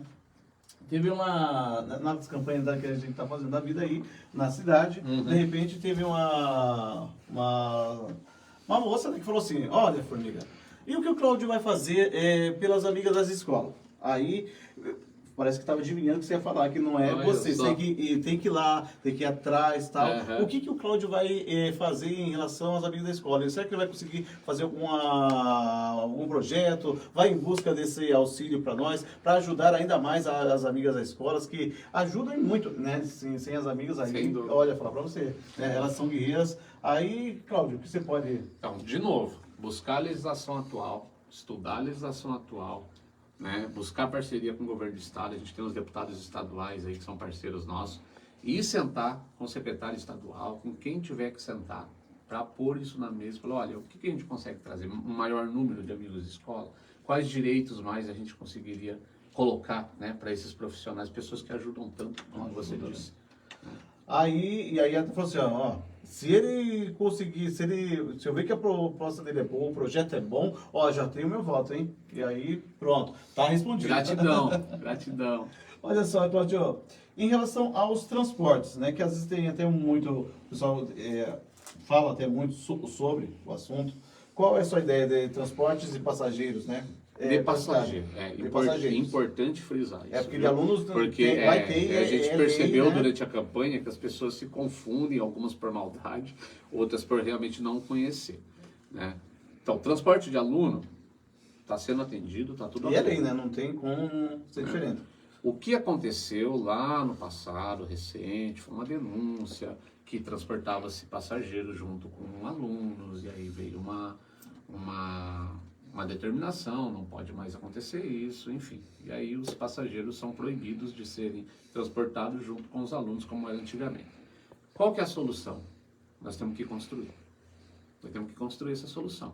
Vão ser veículos menores, vão ser empresas, vai ser cooperativa de transporte. Como vai ser? Não sabemos isso ainda. Se eu afirmasse para você, vai ser assim, vai ser assado, eu estaria mentindo. Nós vamos ter que buscar essa solução junto, inclusive, com os trabalhadores da área. Porque nós temos pessoas que podem estar fazendo parte de uma cooperativa, por exemplo, de transporte. Nós temos pessoas que têm veículos particulares que poderiam regulamentar, regularizar, criar uma MEI ali, por exemplo, né? E prestar esse serviço. De novo, nós estamos falando de transporte de passageiro, aquele que o freguês, que o passageiro, que a pessoa, que a dona Maria, o seu João, paga a passagem para poder vir até a cidade. Então, isso tudo tem que ser levantado, isso tem que ser estudado, isso tem que ter visto com muito carinho, para não dar nenhum tiro no pé e acabar fazendo algo que acabe até prejudicando mais ainda do que já é. Então, pessoal, só para deixar bem claro, né? Aí, de repente, mas tinha ônibus todo dia. Sim, porque a própria população tinha essa brecha que vinha junto com os alunos. Mas depois da denúncia, teve que ser barrado, teve que ser aí barrado a população. Aí fala assim, poxa, mas não era todo dia dos alunos. Isso. Mas de repente, com a denúncia que teve que ser barrado. E aí agora, Cláudio aí elegendo a vereador, vai dar continuidade desse trabalho, buscar novos projetos, recursos aí, para que atenda essa demanda em relação ao pessoal da zona rural. Buscar, né? novos ônibus. Nós temos que pensar junto, né?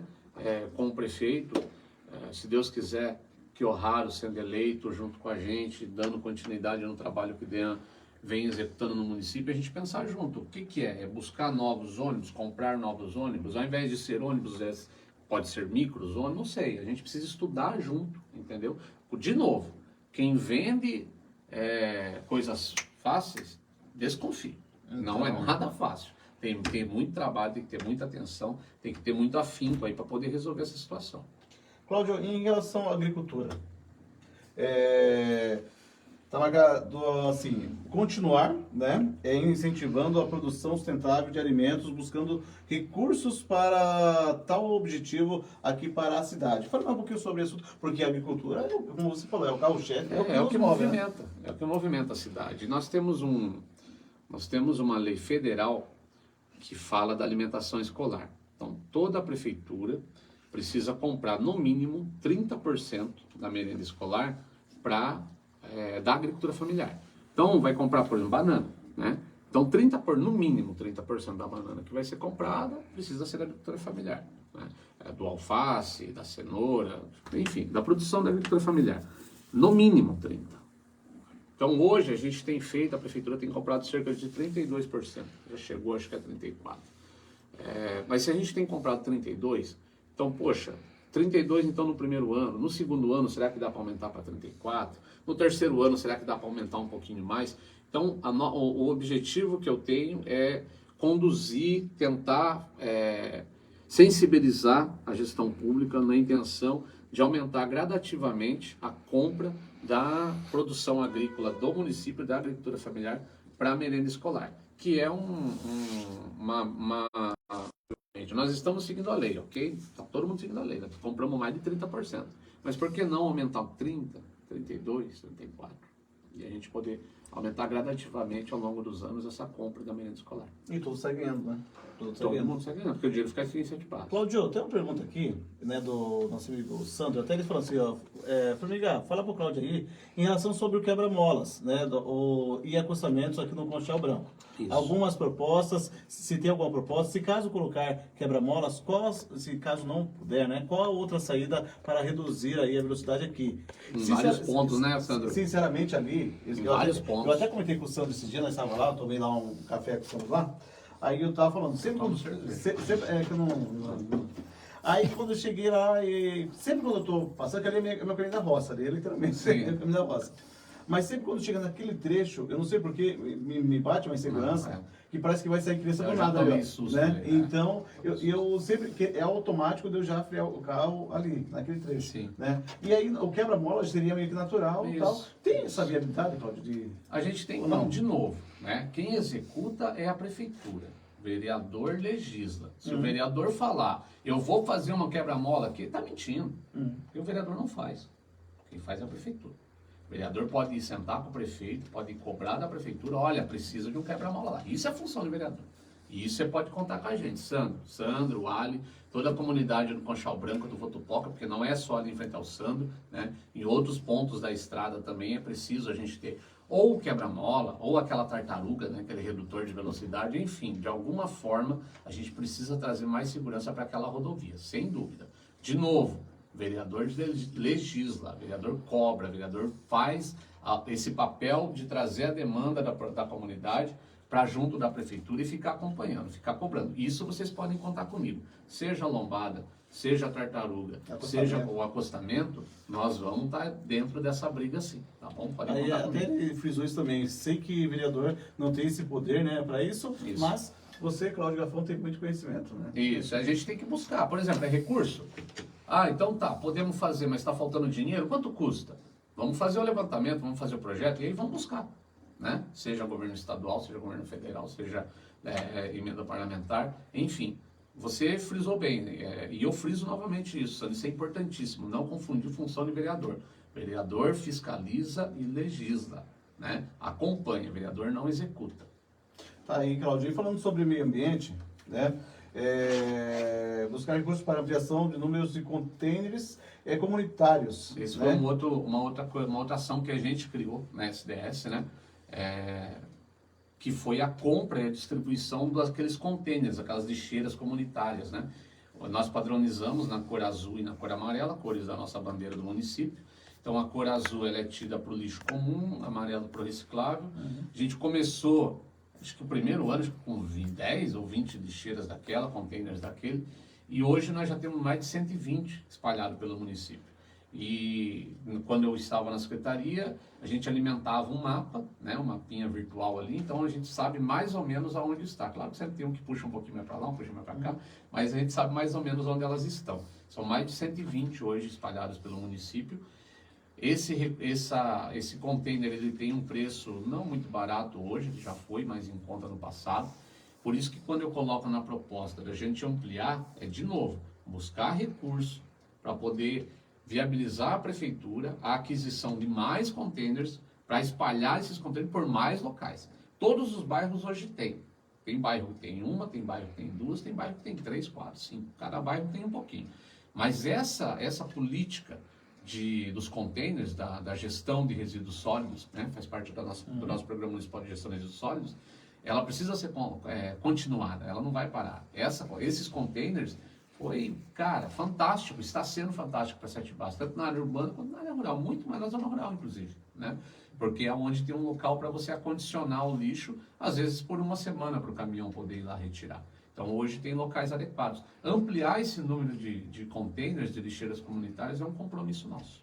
E tá aí, pessoal, até quando ele falou comigo esses dias, né? Ele falou assim, ó, Formiga, poxa, teve um senhor aí, né, não deu o nome, né, aos bois, como diz, puxou o container lá na frente da casa dele. Isso não pode, né, Cláudio? Não pode. E se você, porventura, de repente, tá com seus containers aí, ele tira aí perto da sua casa, e de repente, puxou pra lá, pra frente, não, Avisa o pessoal da avisar. prefeitura. Avisa o pessoal que o pessoal vai lá e cobra, deixa... conversa, negocia. Isso, certinho, tá? Tá no meio do caminho. Até na ali, de casa tem uma lixeira também, porque como eu moro na viela, de repente, muitos, né, na viela, não tem como deixar ali, tem lá, né? Aí no caso, lá perto de casa foi muita benefício num todo, né, em relação aí. O Cláudio também está envolvido nisso. Primeiro, a lixeira, né? Segundo, a lâmpada de LED que está na viela lá, que era um breu, né? Tá aceso.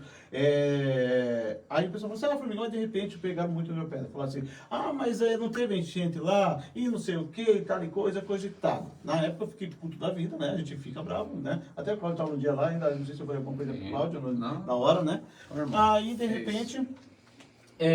Cláudio com toda a equipe foram ver lá a atual realidade dos bueiros, né? Tava tudo entupido, tava tudo obstruído, tinha carrinho, tinha sofá, né? Tinha o pessoal que tinha tapado o bueiro, então a chuva veio em demasia ali, e de repente ali o pessoal tem que entender o quê? Que ali o bueiro lá no começo da curva da estrada, ele é grande, mas só quando chega na viela do Formiga ali, ele dá uma encurtada, fica menor. Mas por que não coloca todos os bueiros grandes, que foi a pergunta do pessoal? Por que não mexe nessa estrutura por baixo das casas. Só que ali, até sair lá no final da rua São Francisco ali, são casas em cima do bueiro. Não tem como mexer com a estrutura das casas, pessoal. Então, ou seja, o caso é manter o cuidado, manter a limpeza, e o pessoal lá fizeram, né, muito bem. E depois, lá no final, fizeram... Inclusive, acho que foi feito ontem de novo, viu? A limpeza, passei por lá ontem. E foi né? feito novamente. E lá no final, lá que passou do passo ali, fizeram... A tubulação, né? Foi feita, a gente chama de são as galerias, né? As galerias, Isso, foi ampliada a galeria e foi feito através de recurso do FEIDRO, que também passava pela gente lá na secretaria, as obras de tubulação ali, onde antigamente era um campo, né? Era um pasto, né? E hoje está tudo canalizado. E essas obras, é que assim, esses projetos, por exemplo, do FEIDRO, ela tem um limite, né? Tem um valor máximo. Então a gente não consegue concluir a obra num único projeto. Então ano a ano vai se ampliando. Você faz por um trecho, no outro ano você faz a continuidade até chegar até onde a gente quer que chegue aquela obra. Mas ali, realmente, aquela situação foi uma fatalidade. Foi uma fatalidade que envolveu duas coisas, né? Eu estava na Defesa Civil, tive acesso a essas informações depois, esses relatórios depois, né? Uma chuva que foi uma chuva torrencial. Em 10 anos não acontecia uma chuva daquele. 125 milímetros? Foi muita água. E acho que em 2 horas. Em 2 horas. Foi muita água. Foi muita água. Mas o que comprometeu foi esse sofá, principalmente, né? Tinha mais coisa, mas principalmente esse sofá e esse carrinho de bebê que estavam dentro da tubulação, na entrada da tubulação. Então, quando a água vinha com muita força, né, a chuva, e a água descendo do córrego que tem ali, é óbvio, né? Tampou, entupiu. Então, quando a água surgiu para cima do asfalto, não segura nada. Foi uma grande fatalidade. Mas é importante lembrar que, mesmo sendo uma fatalidade, naquele momento, o povo de Sete Barras uniu força. Tinha membros da Defesa Civil e tinha membros voluntários que estavam lá. Tinha muita gente voluntária que estava ali para atuar. Isso é importante. Sim. Isso é importante frisar. O povo de Sete Barras é solidário, né? É um povo unido. Um povo unido. Cláudio, em relação à regularização fundiária no campo e na cidade, você vai buscar o quê? Buscar segurança? O prefeito Dean começou isso com uma maneira muito forte, né? Então, regularizou as residências ali, as propriedades ali da Vila Soares, da Barra do Ribeirão, da Vila São João. E assim, essa política tem que ser continuada. Nós temos muitas propriedades, sejam vilas, aglomerados de casas, sejam propriedades rurais, onde as casas são mais distantes, né? Mas com propriedades, não tem a adequada regularização fundiária, não tem a escritura definitiva, sabe? Eu comprei uma terra tua, eu tenho compra e venda, aí depois eu vendi para um outro que também passou compra e venda, no final, lá na frente, a escritura era no nome de um cara 5 proprietários atrás, né? Uhum. Então, buscar essa regularização fundiária no campo e na cidade, tanto no campo quanto na cidade. Porque isso dá segurança jurídica para o proprietário. Ele tem segurança, é dele, está documentado que é dele, é propriedade dele, ninguém pode mexer. No caso de uma propriedade rural ou mesmo uma propriedade urbana, isso valoriza.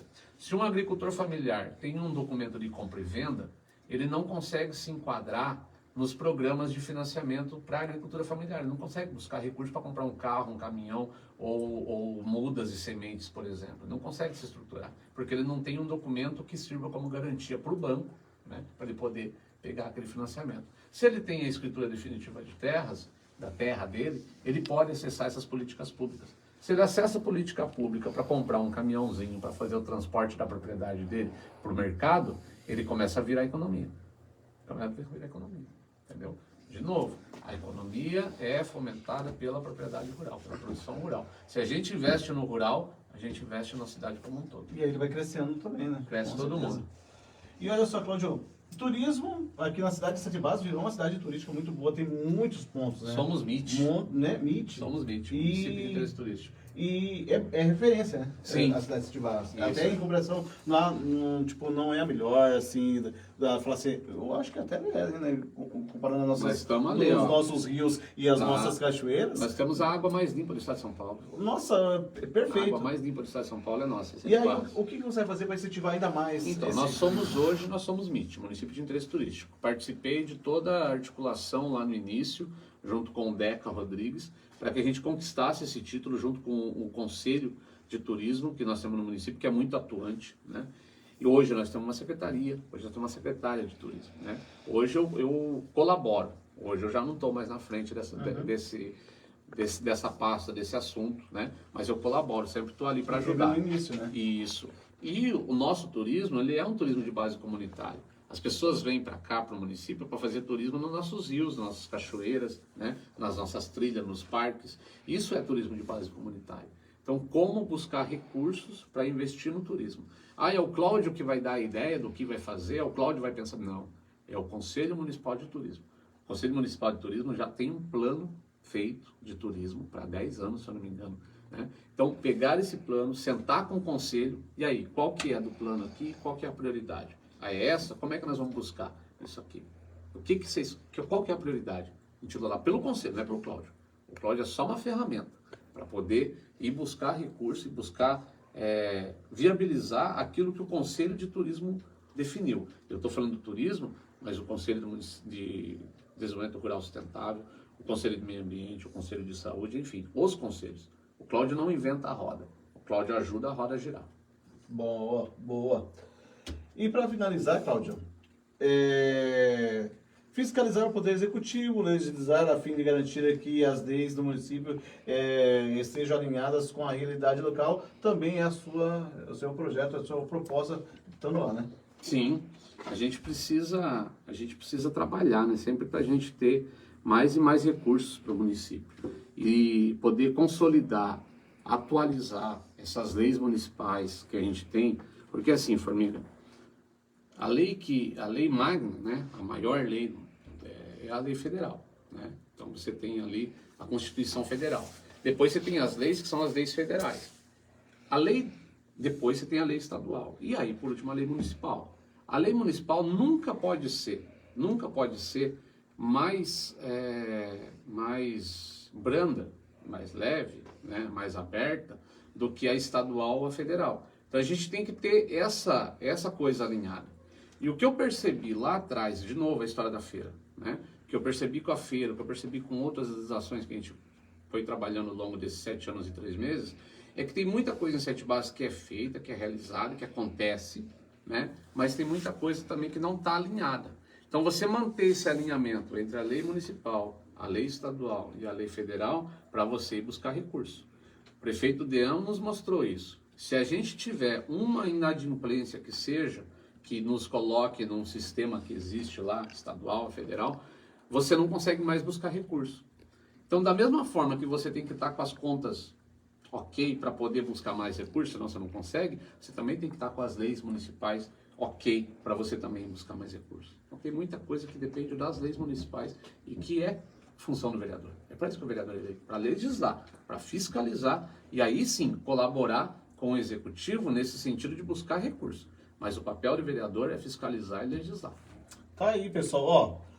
Cara, falando com propriedade, com segurança, mostrou todo o trabalho que foi realizado sem ser vereador, batendo essa tecla de novo, né? Imagine sendo vereador, pessoal. E tá aí todos os projetos, propostas que assim que conseguir, né, se candidatar, e eu torço muito, toda essa torcida aí, estamos nesse trabalho afinco aí para o Cláudio Gafão. Você que estava na dúvida, né, que tem os indecisos lá que falam, eu vou votar em branco, eu não tô sentindo firmeza em nenhum vereador, eu tô cansado de política, isso, aquilo, de repente, tá aí as propostas do Cláudio Gafão, falando com firmeza, com autoridade, com propriedade, não é simplesmente jogando conversa fora, não, porque tem propriedade para isso, né, tem acesso a Brasília, tem esse vínculo lá com os deputados amigos, né, que pode trazer sim mais recursos para a cidade de Sete Barras. Por isso que o Formiga Autor, né, apoia o Cláudio Gafão. Serei a sua voz também, assim,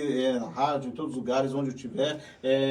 Formiga, ó, o Cláudio passou, e aí, eu tô precisando que faça um trabalho. Opa, vamos lá. Tanto é que no próprio compartilhamento que a gente compartilha lá do Insta, do Face, tem o zap do Cláudio Gafão. Ah, mas é o zap dele mesmo? Porque isso daí é fake, não é? É o zap dele mesmo, né? Porque caso ganhando, se Deus quiser, vai ganhar, você tem um acesso total com o Cláudio Gafão. Cláudio, ganhou? E aí, ó, precisamos de recursos para isso, para aquilo. Você vai poder cobrar, como o Cláudio falou. Eu gosto que seja cobrado, gosto que puxe a orelha, porque tá lá para isso. E por isso que o Formiga, né, Cláudio Gafão, que é 13123, e Cláudio, claro, vai fazer as suas considerações finais. Cláudio Gafão, Kiyoharu 55, né, Cláudio? Sem dúvida, pessoal. Nós sabemos como fazer. Nós sabemos como fazer. Nós conhecemos o caminho das pedras. Nós mostramos que é possível ter uma Sete Barras sendo construída com sustentabilidade. com prioridade para as pessoas, para nossa área rural. Não tem um bairro em Sete Barras que não foi beneficiado pelo governo nesses últimos 7 anos e meio de governo, agora quase 8 anos de gestão do prefeito Deano. Nós não podemos, não devemos, não queremos que Sete Barras volte para trás. Chega dos fantasmas do passado. Nós não merecemos. Nossos filhos, nossos netos merecem uma cidade cada vez melhor. Uma cidade cada vez mais acolhedora, mais olhando para frente, visada no futuro. Chega de passado. Futuro tem nome, futuro tem número. É Kiyoharu 55, não tenha dúvida disso. Se você ainda tem dúvida em quem vai dar continuidade nos trabalhos já realizados no município, quem vai continuar colocando Sete Barras no caminho do desenvolvimento, com muito trabalho, ninguém aqui está prometendo, ninguém tem varinha de condão. Não vai ser na vara de condão, não vai ser na mágica. Não adianta querer mostrar, né, colocar na cabeça das pessoas que tudo vai se resolver com uma mágica, que não vai. É muito trabalho, é profissionalismo. Kiyoharu sabe fazer. Kiyoharu vai dar continuidade, vai trabalhar, vai continuar com Sete Barras no caminho certo, no caminho do desenvolvimento. Eu, Cláudio Garrafão, quero estar na Câmara Municipal para fiscalizar, para acompanhar, para ajudar Sete Barras nesse caminho. Meu número é o 13123. Nós, da Federação Brasil da Esperança, Partido dos Trabalhadores, PV, Partido Verde, PCdoB. Nós somos 3 partidos que se uniram na Federação Brasil da Esperança. Nós temos 10 candidatos em Sete Barras. Votem em um dos 10 candidatos da Federação Brasil da Esperança. Eu sou um deles. Se você puder me dar o seu voto de confiança, se você puder confiar em mim e votar 13123, eu vou trabalhar por você. Vou trabalhar pelo nosso município, vou trabalhar pelos nossos filhos, pelos nossos netos, junto com Kiyoharu 55. Eu deixo aqui o meu agradecimento ao Formiga, né? Meu agradecimento a quem está nos acompanhando aqui hoje, lá de casa, quem está aqui com a gente na gravação. E eu queria deixar aqui um abraço muito especial para os meus filhos, Cauê e Pedro, que entendem dessa loucura que é a eleição, né? A família é sempre a primeira a ser a mais prejudicada, né? Porque a gente está correndo para tudo que é lado, acaba não dando tempo que eles merecem ter.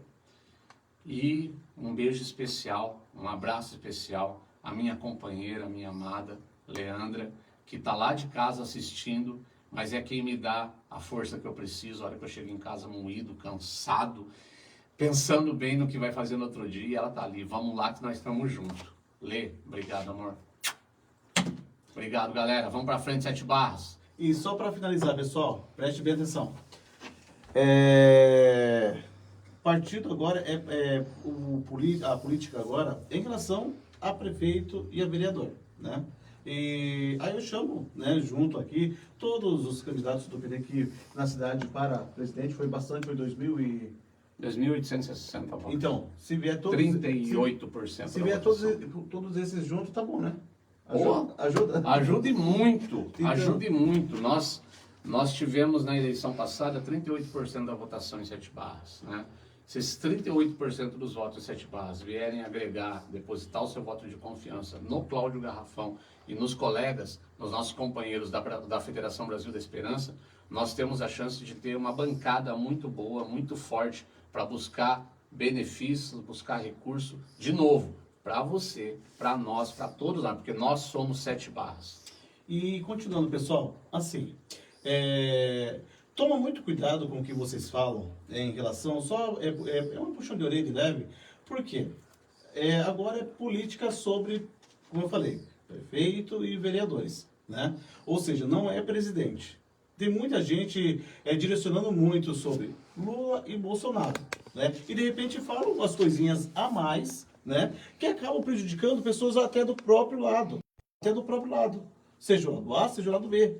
Ah, mas o PT tá junto com Kiyoharu. Só que tem simpatizantes dos dois lados, dos dois lados.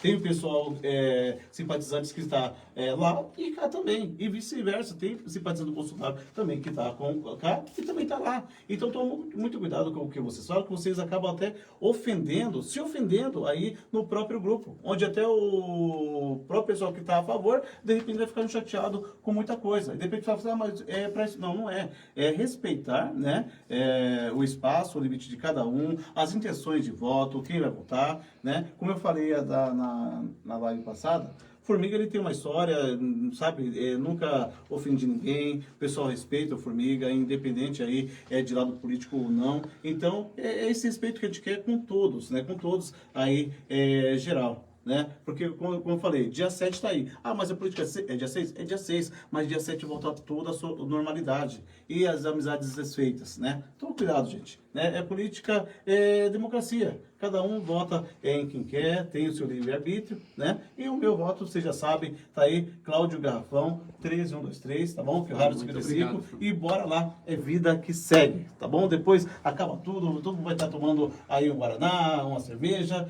e é vida que segue. Gente, a todos, muito obrigado, até uma próxima, e se Deus quiser, fazendo uma força, uma próxima live com o Cláudio, candidato aí, e se ganhar, nós vamos fazer uma outra live agradecendo toda a população, beleza? E tamo juntos, tá bom? Obrigado. Dia 6. Gratidão, 7 Barras. Fica com Deus. Até mais, galera. Até a vitória. Até a vitória. Tchau, tchau.